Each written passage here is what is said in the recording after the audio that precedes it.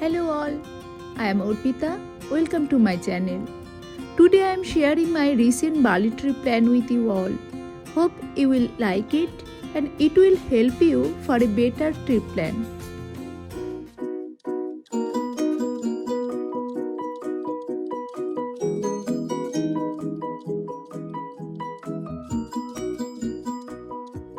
So let's go through my 6 days 7 night trip plan.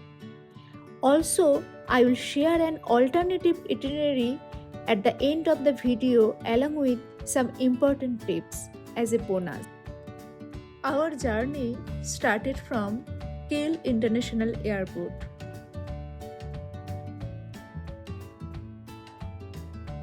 Indonesia offers visa on arrival for Indian citizens. Here is the required document for visa on arrival process. After landing at Bali International Airport, it took us around 1 hour to get the visa on arrival and an electronic custom clearance. At the exit, we are warmly welcomed by our driver cum guide, Mr. Madi. Our driver dropped us at hotel in Kuta. Next day morning, we started from our hotel and reached our first destination, Garuda Wisnu Cultural Park. After parking the car, we took the shuttle van from the parking space to the entrance gate. At the entrance, we purchased the entry ticket, which includes the shuttle van fee. Next, we took the shuttle van and reached at the top, where we saw a huge Garuda statue and a small museum. We spent around 30 minutes there and took some beautiful pictures with huge Garuda statue.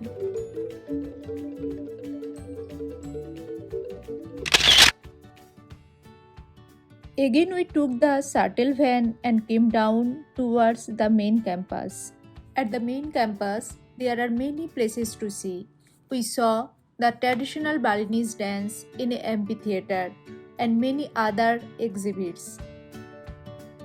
It usually takes couple of hours to cover the entire cultural park. Next we headed towards Uluwatu temple, our next stop. After reaching Uluwatu temple complex, we purchased the entry ticket along with sarang, which is required to be worn when you are inside in the temple complex.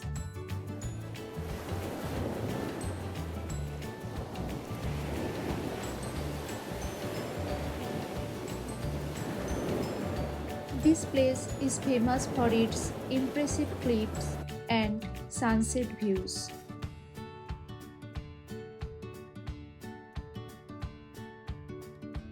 The main attraction of this place is traditional Kechak fire dance, for which you need to purchase the ticket separately.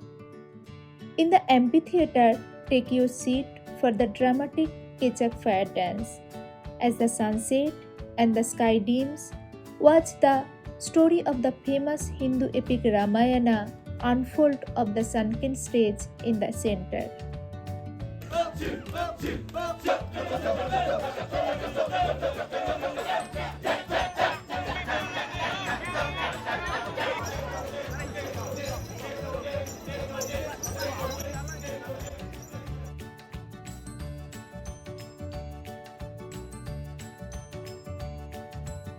In our itinerary, the third day was planned for the beautiful island Nusa Penida.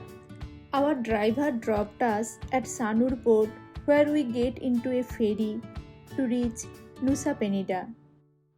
You can pre-book the entire Nusa Penida trip from different local travel agents who have their small offices in Sanur port area. Please take note, when you catch the ferry, you need to cross little bit of water. So be aware to wear any sandal or any water shoes. The ferry ride was approx 45 minutes and it's pretty smooth. But times can vary due to weather condition. After reaching the Nusa Penida, we met our local driver there.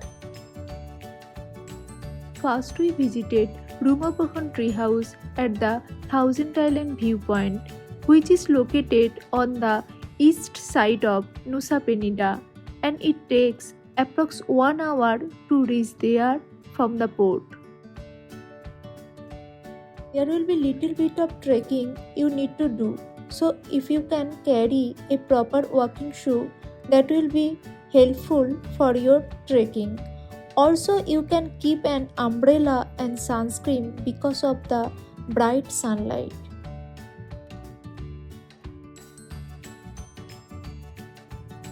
You need to purchase ticket for clicking picture at the Rumah tree house.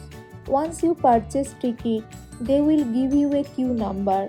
Please wait for your queue and don't forget to take some Instagrammable picture when your turn comes. After spending an hour, we headed towards our next spot, Diamond Beach, just 1 kilometer from Rumah tree house parking area. Due to time constraint, we were not able to go down. But if you stay one day at Nusa Penida, you can easily go down and spend time at Diamond Beach. And also there is a beautiful swing where you can click some fantastic photo. But don't be disappointed, you can take beautiful picture from the top also. After finishing east side of Nusa Penida, now we headed towards the west side of Nusa Penida. Our next spot was Kelingking Beach. Kelingking Beach is one of the most famous spots of Nusa Penida. The place is indeed very spectacular and really amazing. The rock of Kelingking Beach looks a little like the backbone of a dinosaur that would drink in the sea. That's why on Google Map the bay is called T-Rex Bay. Same as Diamond Beach, here also we couldn't go down because of the time constraint. But you can really enjoy the beautiful beaches and cliff from the top. There are many places from which you can take beautiful pictures. Don't forget to capture those. Our next destination was Angel Billabong, which takes 20 minutes drive from Kelingking Beach. After parking the car, you need to walk 5 minutes to go there.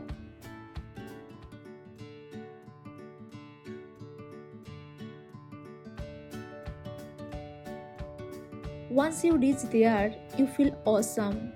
Beautiful place. The view was extremely good. Lovely natural infinity pool. If the tide is low, you can walk down to the pool and swim. But you must be careful. If the tide is high and reach the pool, it could be dangerous.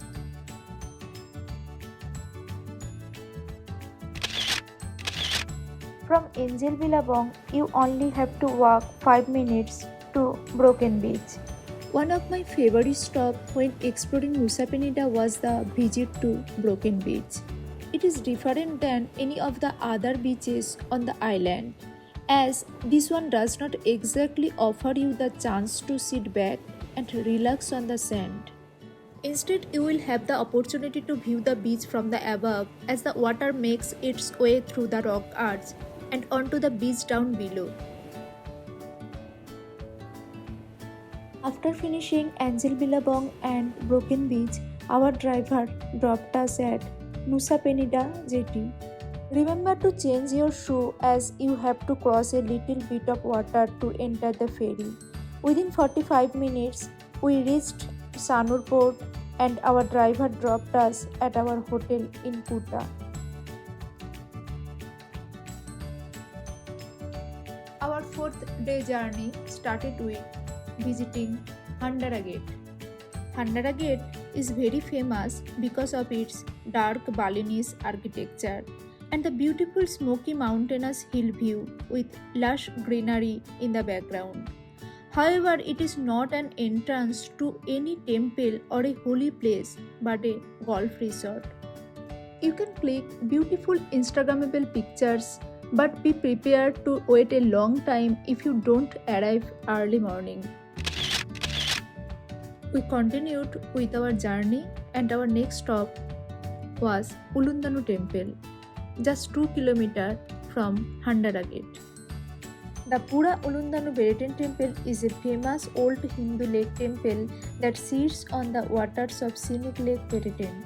This is one of the most iconic views in Bali and it shows up on everything from airline brochures to travel magazines. We loved the beautiful location, the well-maintained landscape garden and the cool, clean and fresh air. A great place to take some beautiful pictures and enjoy the scenery across the lake.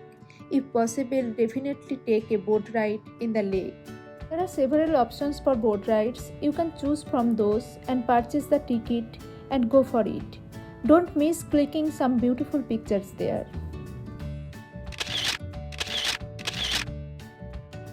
On our 4th day journey, next stop after Ulun Danu was Wanagiri Hidden Hill.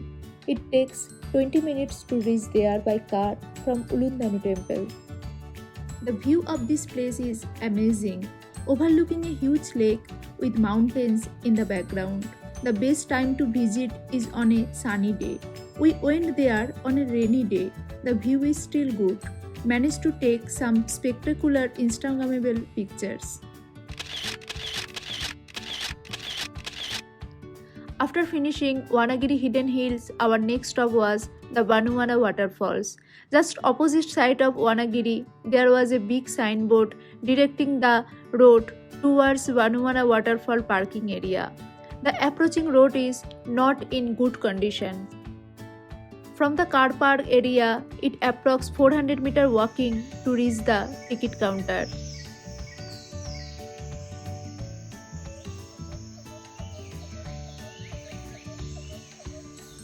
From the ticket counter, you have to descend by foot for about 20 minutes to reach the foot of the waterfalls.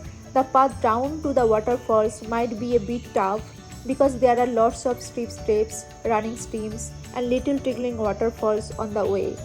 However, the walk is adventurous on its own and there is no need to rush.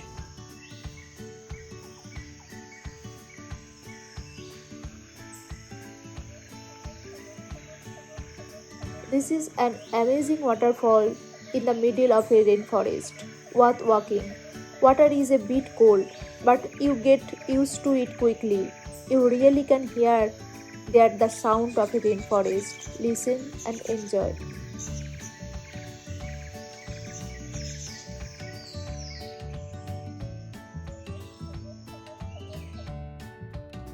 Tanah Lot was the last spot on our 4th day.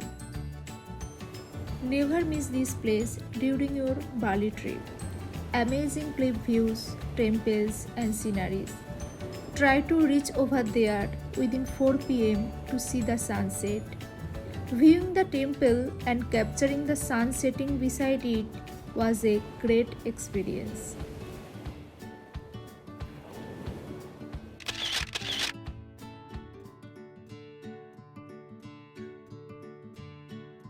On our 5th day itinerary, first stop was Lempuyang temple.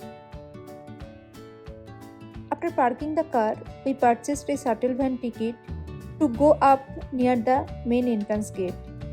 At the entrance gate, we need to purchase another ticket which includes the main temple entrance fee, taking a picture at the gates of heaven with a queue number and a sarang to cover the lower portion of your body. Please take note that you may have to spend between 2 to 4 hours to click pictures at the gates of heaven with a background of Mount Agun. Therefore, try to reach there as early as possible to avoid the crowd.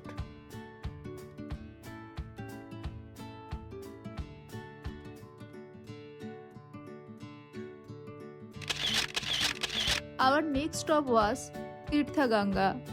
It took 30 minutes to go there from the Lempuyang parking area.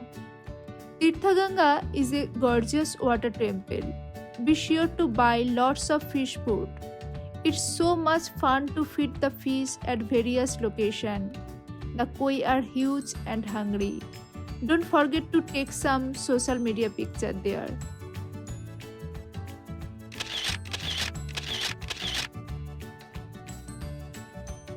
On the fifth day, after visiting the Lempuyang temple and Tirtha Ganga, we spent the rest of the day at Bali's famous bamboo villa at Selat.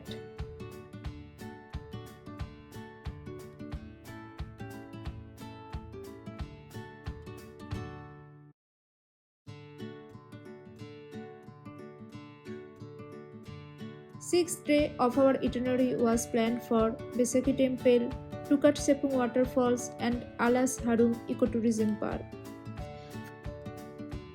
First we visited the Besakih temple. It's one of the largest temple in Bali and is majestic in architecture. This temple is also known as the Mother Temple. Please take note, don't rent a sarang outside of the temple complex as the sarang is included in the entry ticket fees. After viewing the Besakih temple, we headed towards our next stop, Tukad waterfalls. It took around 1 hour to reach there from Besakih temple. After parking our car, we took our entry ticket along with the queue number for clicking the pictures. The path to reach the actual waterfalls is not easy. There are lots of steps that are uneven and get very tiring.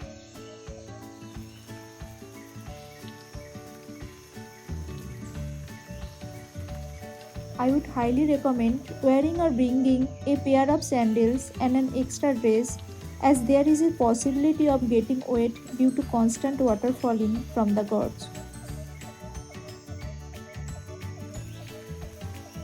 You have to descend by foot for about 20 to 25 minutes to reach the foot of the waterfalls. But when you get down there, the feeling is amazing. The sunlight and waterfall make it such an awesome view.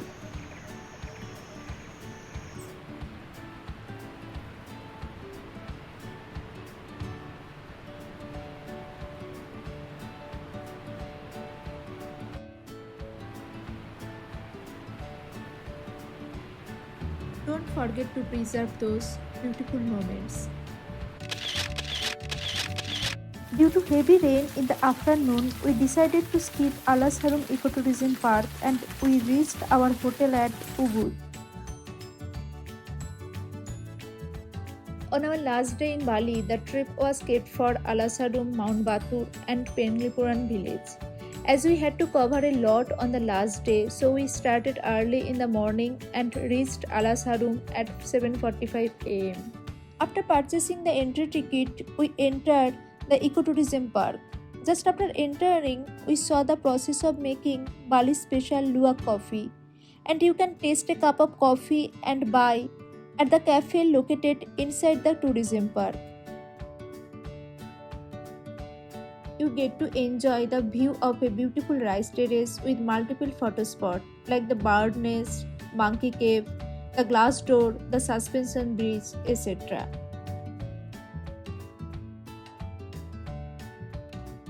You can also pay separately to enjoy the various swings, which make for a good experience, and for lovely photographs, you can also rent a dress.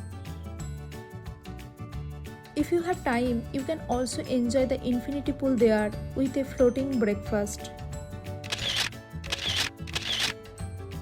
Our next stop was Mount Batur. A 4-hour sunrise trek is what most people do to get the best views. But for us, we prefer to go just to see the mountain from a rooftop cafeteria. But the views were amazing and spectacular. Now time to go to our last spot, Penglipuran village. This is an open public village where you can see how locals live. A really beautiful traditional village with their tradition. Every house is well maintained and clean. You are allowed to visit their house, take photos, and buy souvenirs, drinks, and food. After finishing Penglipuran, we went to the Bali International Airport for catching our return flight. This is an alternative itinerary. If you wish, you can consider it also. Now let's talk about some information regarding hotels and food. There are a lot of different types of places to stay in Bali, such as hostels, homestays, guest houses, villas, traditional hotels, and exotic resorts. You may also enjoy some unique experience such as bamboo houses, eco-friendly cabins in the rice field, etc. Depending on your budget, you can choose any of these stays and can book through booking.com or Airbnb. Regarding food, these days, plenty of classic dishes are served everywhere, from a small warung means local restaurant to high-end restaurants, making it easy for travelers to savor the flavors of real Balinese cuisine. You also have the option to choose from popular fast food restaurants like KFC, McD, Pizza Hut, etc.